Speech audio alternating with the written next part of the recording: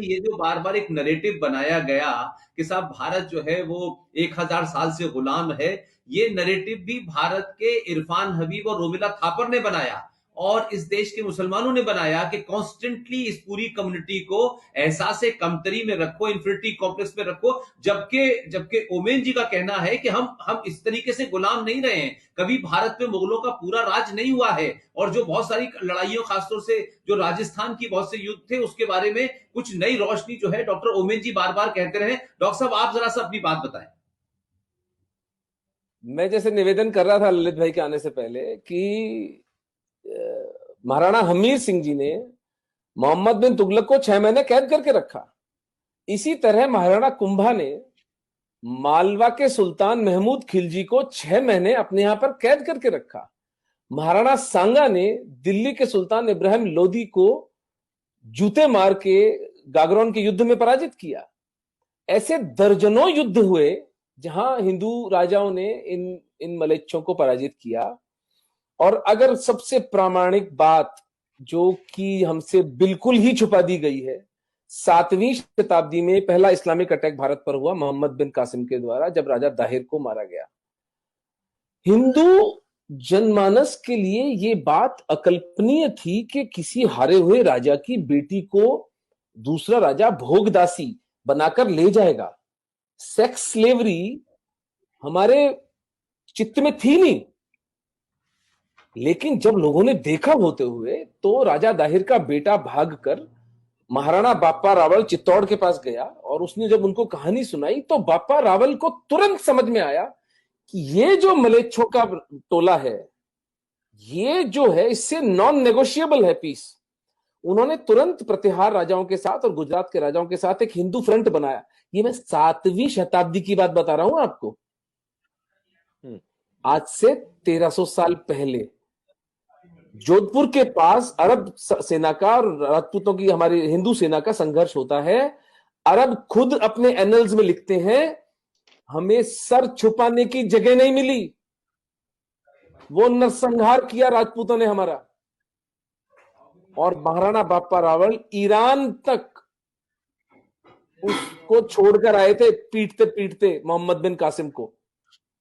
आते वक्त अफगानिस्तान में सलीम नाम का एक राजा बिठा दिया था इन लोगों ने, तो उसको हटा के अपने भतीजे को वो वहां पर राजा बनाकर आए।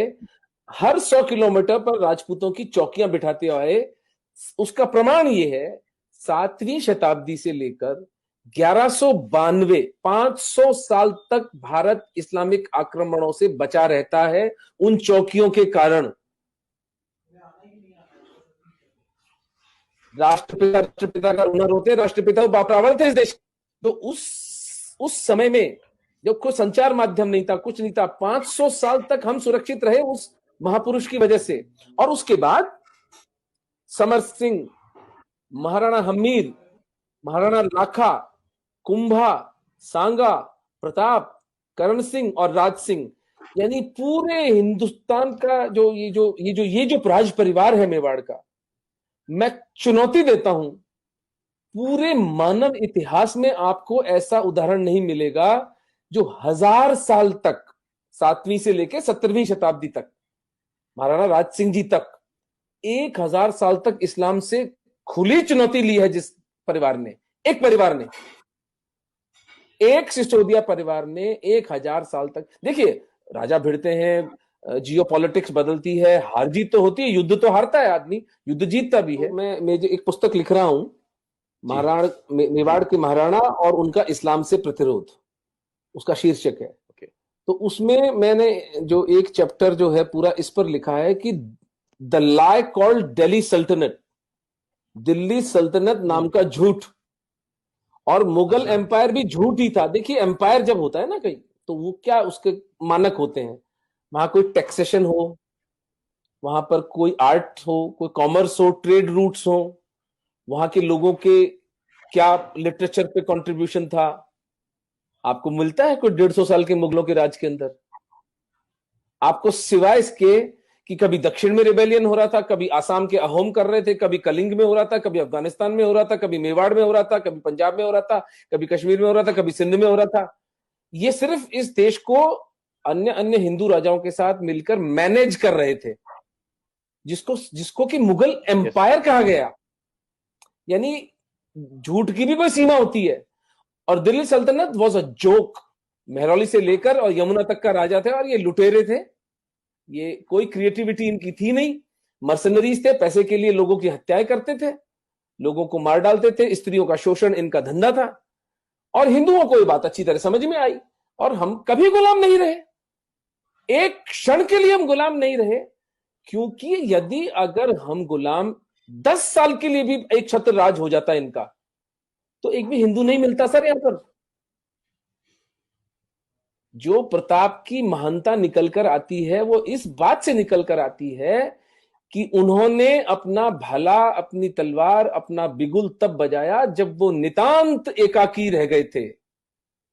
ईडर, आबू, बांसवाड़ा, डूंगरपुर, मालवा, आसपास के सब राज्य अकबर के समर्पण कर चुके थे, एक प्रताप नहीं झुके। आज अगर हम हिंदू हैं तो एक प्रताप के कारण। तो ये कहना कि भारत में हिंदू जो थे 1000 साल गुलाम रहे, भैया पर्शिया गुलाम हुआ था जो ईरान बन गया, मेसोपोटामिया गुलाम हुआ था तो इराक बन गया, इजिप्शियन सिविलाइजेशन गति देख लो उसकी क्या हुई है।